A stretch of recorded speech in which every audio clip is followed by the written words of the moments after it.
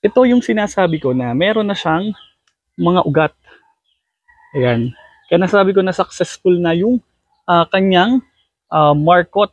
Ano, nakakita na ba kayo ng puno ng mulberry?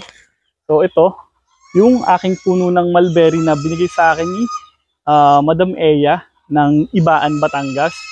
Ang ginawa ko, tinanim ko siya dito. Actually, hindi ko talaga siya tinanim dito eh.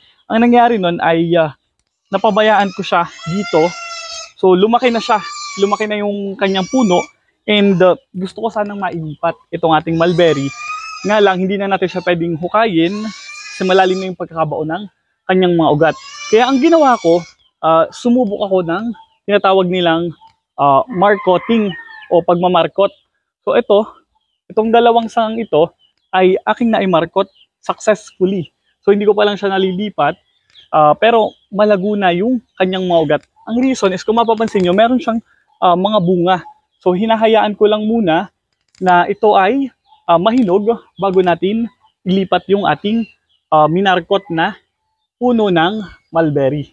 No, itong markoting ay ginagamit ito na technique para ma-propagate natin yung isang uri ng puno. So pwede ang mulberry. So itong isang ito, sinusubukan natin ngayon kasi ito na yung isa sa may pinakamalaking sanga.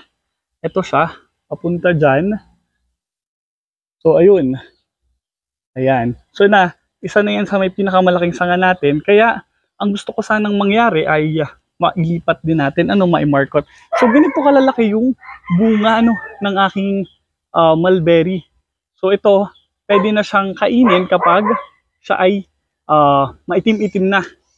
So ngayon, hindi pa. Pag kinain natin ito ay medyo maasim.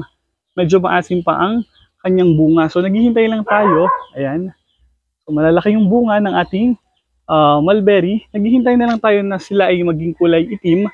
At ito ay paboritong-paborito ng aking panganay na anak. So ayun guys.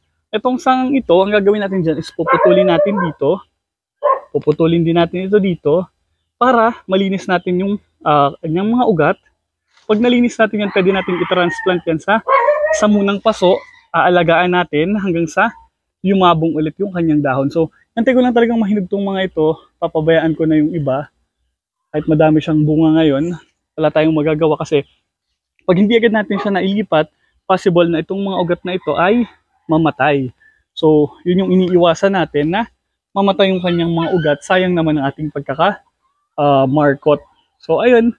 Yun lang muna for today's mini vlog and hopefully guys, magtanim kayo ng mulberry at ito ay napaka sarap.